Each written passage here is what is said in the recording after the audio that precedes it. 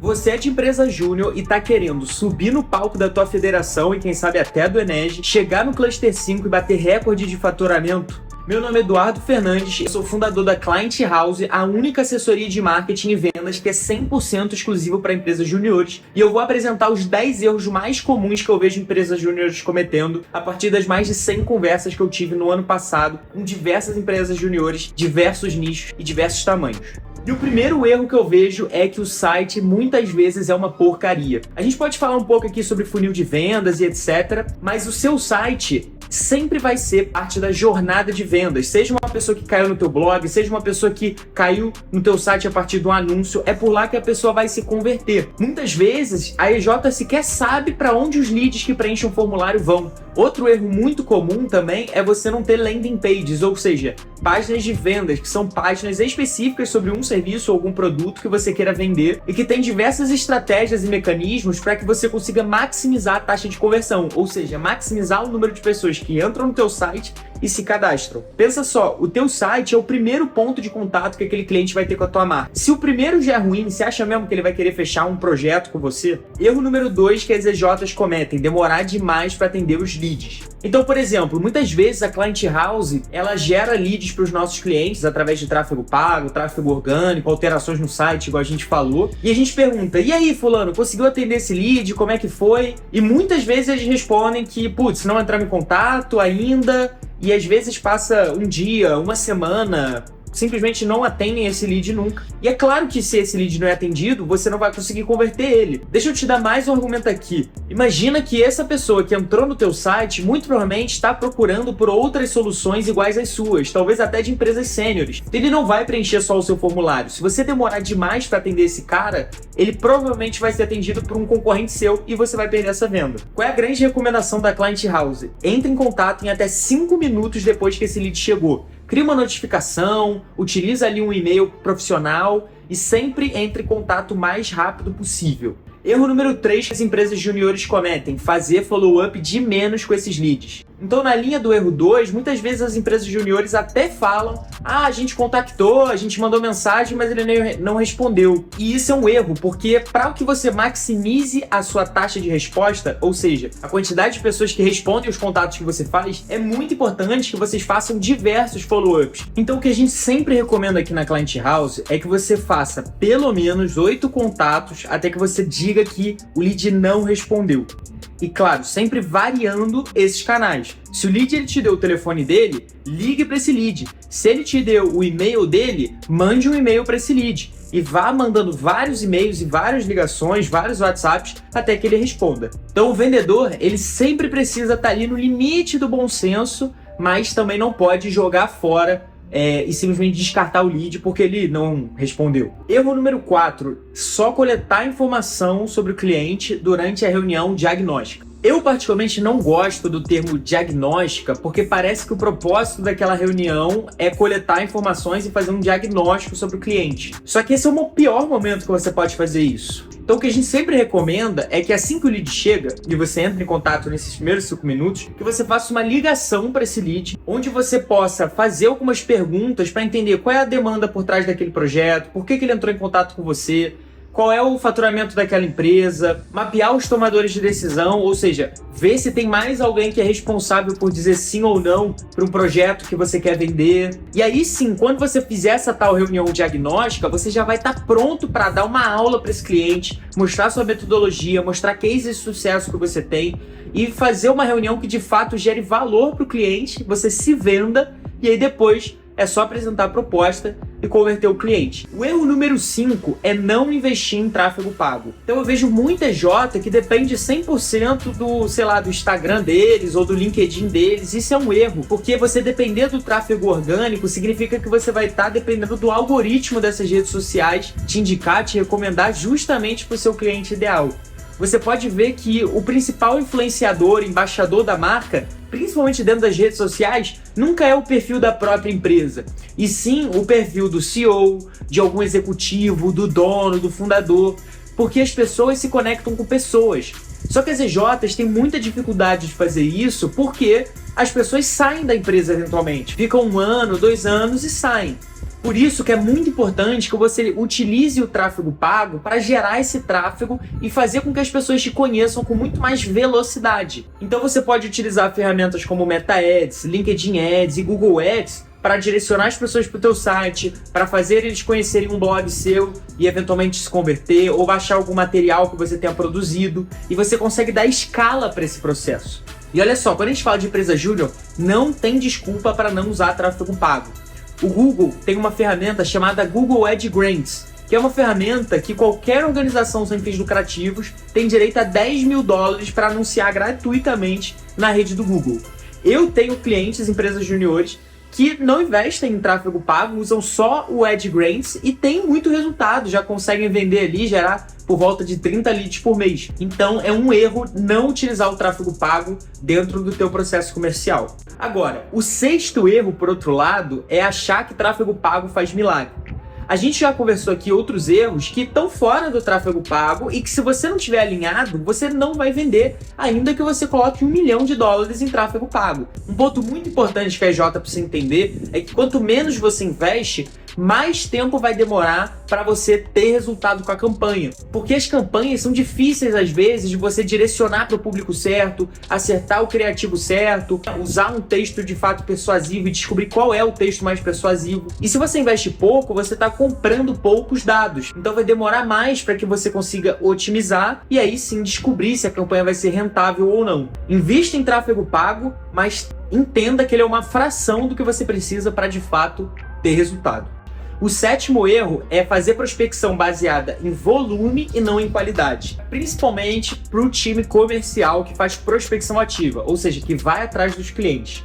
Então eu cansei de falar com empresa júnior, fala, putz, Eduardo, não sei o que acontece, a gente mandou e-mail para mais de 1.000 empresas e não conseguimos nenhuma venda. E muito provavelmente o erro está justamente aí. Se você fizesse um bom processo comercial, você não teria braço para enviar e-mail para 1.000 empresas. Então o que é essencial quando a gente fala de prospecção? Primeiro, fazer uma excelente lista de empresas que garanta que você está prospectando empresas do teu público-alvo, ou seja, que se interessam pelo teu produto ou serviço. Depois que você fizer um mapeamento dessas empresas, o que você precisa fazer é mapear quem são os tomadores de decisão daquelas empresas. Se é o dono, se é eventualmente um diretor, um gerente, mas você precisa saber isso, e você também precisa mapear quais são os principais canais de comunicação. Às vezes a empresa não tem só um e-mail. Tem o e-mail desse decisor, tem o telefone, talvez até o formulário da própria empresa, você consegue mandar algum tipo de comunicação. E claro, tentar entender ao máximo qual é o momento daquela empresa, qual é a principal dor que ela tem.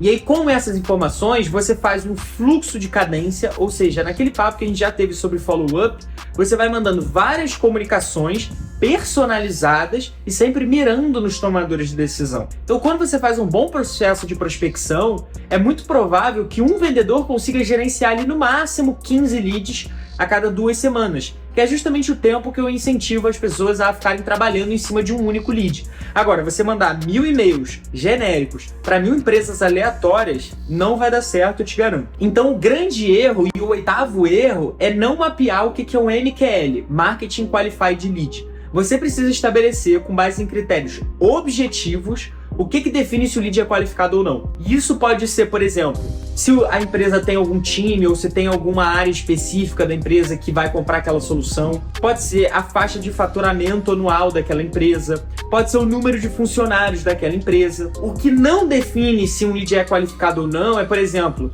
tá com baixo valor de investimento, não respondeu, tá muito difícil de negociar. Isso não é critério de desqualificação. Isso só mostra se o lead está frio ou se ele está quente. Mas o papel do vendedor é justamente aquecer aquele lead e conseguir transformar aquele lead numa venda. Não à toa dizem que os bons vendedores começam a venda quando o cliente diz não. Agora, se o marketing está trazendo clientes que não têm, por exemplo, a faixa de faturamento anual que vocês definiram como um lead qualificado, aí sim é um problema do marketing. Mas entenda que é muito importante que haja um consenso do marketing e do comercial em relação a qual é o tipo de lead que o marketing quer gerar.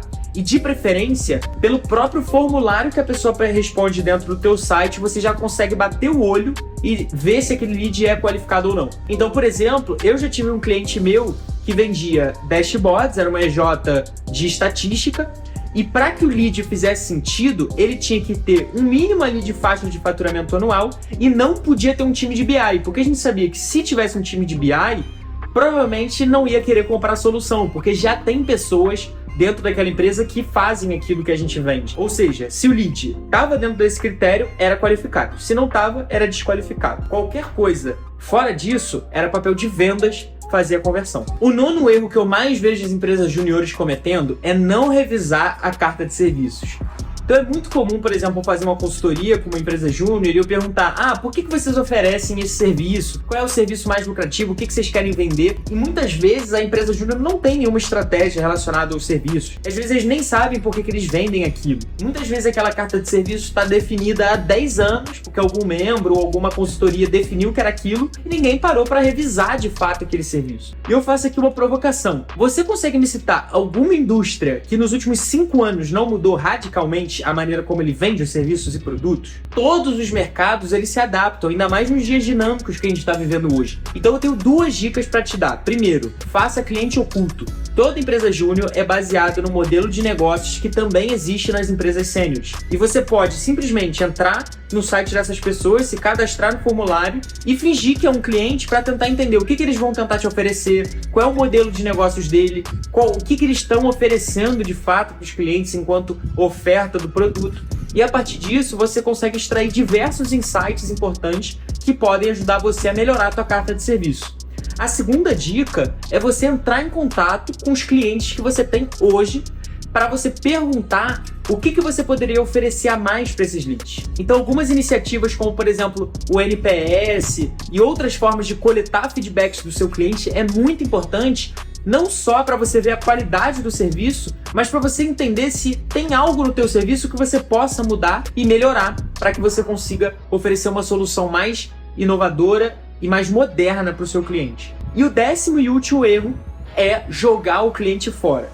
Eu gosto de usar essa expressão forte porque dá a entender que você de fato joga o cliente fora, mas se você for para analisar, 99% das IJs fazem justamente isso. Então imagina, você vai lá, investe em tráfego pago, melhorou o teu site, teu time comercial foi lá, prospectou, fez uma excelente reunião, fechou o projeto. Quando o cliente está satisfeito, ele sai gostando de você, você simplesmente diz tchau para ele e nunca mais tenta vender nada para ele. Isso é um erro.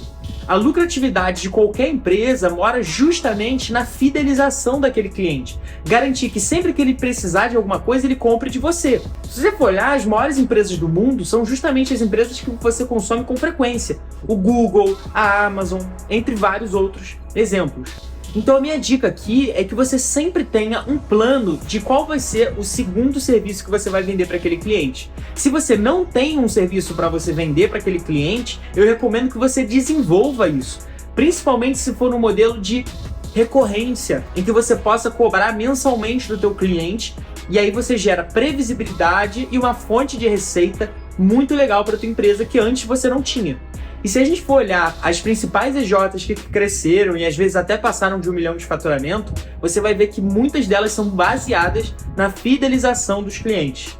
E aí uma dica sobre isso é justamente você não esperar o teu cliente ir embora para você oferecer um novo serviço. Durante a execução do projeto que você tem com ele, você já pode fazer um mini over delivery relacionado à próxima solução que você quer vender. Então um exemplo clássico aqui relacionado à EJ que eu fui em 2021, quando eu fui diretor de marketing e vice-presidente da FGV Júnior. Se um cliente faz um projeto, vamos dizer, de design comigo, e eu sei que ele tem um problema financeiro, eu posso, além de entregar, por exemplo, posts para as redes sociais desse cliente, eu também posso oferecer uma planilha de controle financeiro, de fluxo de caixa, e falar para o cliente: olha, cliente, eu percebi que você está com esse problema e a gente te ofereceu isso também como parte de uma próxima etapa que você poderia ter conosco relacionados a serviços financeiros. E aí você coloca esse lead, esse cliente, em um novo processo comercial. Mas a ideia é sempre deixar esse cliente na base. É muito mais fácil você vender para um cliente que você já tem do que para um cliente que nunca ouviu falar de você.